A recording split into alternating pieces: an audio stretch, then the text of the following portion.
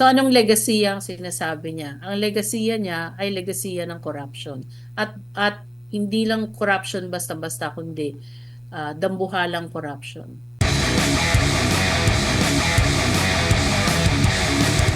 Gaano naman po Yes. kalaki ang maitutulong sana doon sa napag-uusapan na halaga ng perang nakurakot ng mga gahaman na nasa gobyerno? Kasi we're talking about hundreds of billions to trillions of pesos. Sa panahon ngayon, 1.45 trillion. 1.45 trillion. That's one. Opo. Sa mga panahon Oh, ngayon ng 1.4. krisis po, merong krisis. Gaano kalaki ang tulong po nun kung hindi po yun nawala? Alam mo, nung previous administration, yung kanilang cash assistance program, yung emergency cash subsidies of 5,000 to 8,000 per month, umabot and they were able to reach mga 30 million households, no? Between the first and second tranches. Umabot lang ng 200 to 205 billion pesos yung ginastos ng gobyerno. So in other words, one-fifth lang nung 1.45 na nakurakot. So malaki sanang may tutulong nun. Of course, hindi maganda yung ano lang, no, yung cash assistance. Pero pwedeng magtuloy-tuloy yung mga infrastructure programs ng government so that they can generate jobs. Kasi importante talaga magkaroon ng fiscal stimulus sa ganitong panahon. So, yung pera ng gobyerno dapat ginagamit para makapag-generate ng trabaho, para hindi aasa sa cash assistance lang ang mga tao ngayon. Kasi hindi sustainable yun eh. 'Di ba? Eh kung tumagal ng, sabi mo ng 3 buwan, 4 na buwan itong gerang to, tapos ganun kataas yung presyo ng gasolina, o baka tumaas pa more than where it is right now, hindi kayang punuin ng gobyerno yung ganung cash assistance na up to 4 months. Kasi nung lockdown, 2 months nga lang yung naibigay ng gobyerno nun. So, Opo. importante, makapagbigay siya ng trabaho na, every month may matatanggap yung mga empleyado. Tapos, nung time na yon, nung time ni President Duterte, sinabihan niya yung mga bangko. Sabi niya, bigyan mo ng grace period yung mga nangutang sa'yo. At least 30 days, ganyan. Kumbaga may mga specific steps sila para maibsan talaga yung epekto nung pagkawala ng trabaho ng mga tao during the lockdown. Opo. Yeah. Opo. Pati yung mga OFWs noon, may mga livelihood and skills training programs. Ewan ko ngayon yung mga bumalik dahil na-repatriate sila. Ewan ko kung meron silang skills training program.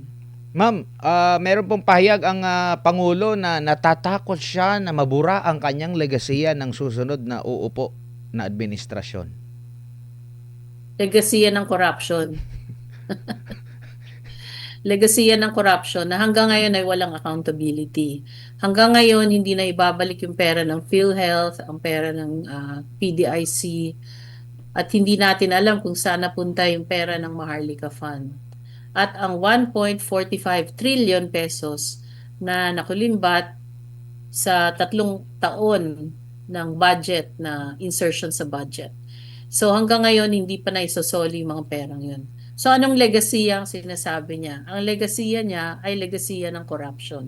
At hindi lang corruption basta-basta kundi dambuhalang corruption. Opo, no?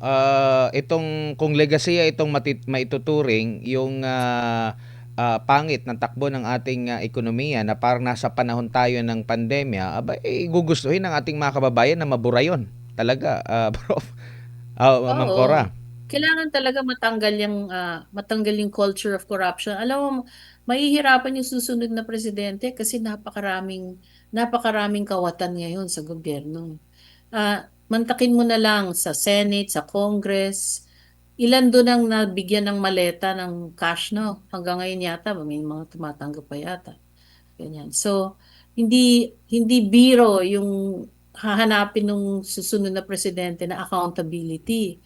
At saka isa pa, malamang hindi na mababawi yung mga perang nanakaw na kasi wala na eh. Ang tagal-tagal na, di ba? Kailan pa nagbigay ng SONA yung presidente kung saan sinabi niya, mahiya naman kayo. Nahiya ba sila? May nagsoli ba ng pera? May umamin ba? Hanggang ngayon, in denial sila. Lahat sila. May witness na nga, may mga eyewitness lumabas. Siyempre, tatanggi pa rin sila ng tatanggi.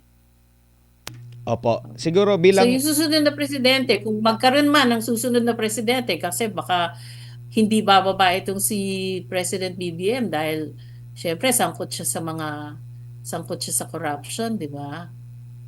Ay, at least ayon dun sa mga eyewitness na naglumalabas na ngayon. Opo, bilang panghuli na lang po, Ma'am Cora, ano na lang po yung paalala ninyo sa ating mga kababayan sa gitna po ng krisis. Ano kaya ang mabisang gagawin ngayon bilang ekonomista din para maibsan itong pinapasa natin na mala pandemic, panahon ng pandemic, pero yung pagtugon ng gobyerno, di ko alam kung mala panahon ng pandemya ba?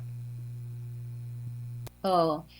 Talaga magtulungan tayo. Ngayon pa lang, mag, yung mga communities kailangan mag-usap-usap. Paano ba tayo magtutulungan pag nawalan ng kuryente, pag nawalan ng, alam mo, pag biglang nagtaasan yung presyo ng bilihin.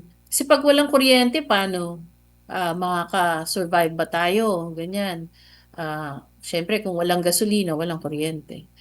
At isa pa, kung tataas ang presyo ng mga pagkain, ngayon pa lang, mag-ipon-ipon na sila ng mga pagkain na hindi kagad nasisira.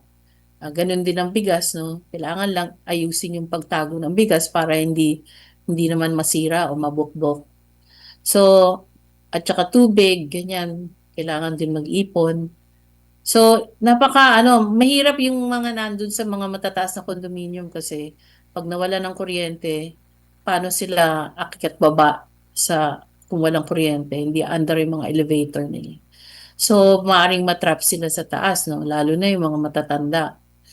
So, kailangan talaga pag-isipan kung paano yan, just in case, ganun nga, maubusan ng pagkain. Hindi naman maubusan, pero magtataasan ng presyo at kung mawala ng kuryente. Or kung magkaroon at least rotating brownouts. So, kasi ngayon hindi pa nga iniisip yan dahil hindi pa natin nararamdaman, no? Sana lang, ang pinakadasal ko, magkaroon ng replenishment, no? Yung ating mga supply ng crudo or ng gasolina. Yung sinasabing Russian oil na dumating sa Petron pala yun. Ang Petron kasi meron siyang refinery. Ang Shell walang refinery. So, aasa siya sa ibang bansa na mag-refine.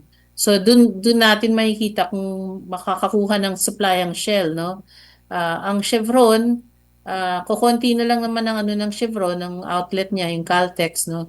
So ganun din ang tanong ko kung makakuha siya ng refined fuel. So habang naghihintay tayo, ganyan, mag-ipon tayo at saka siguruhin natin na magkakaroon tayo ng solar powered lights or electric fan man lang, ganyan, para ma-survive natin itong crisis na ito.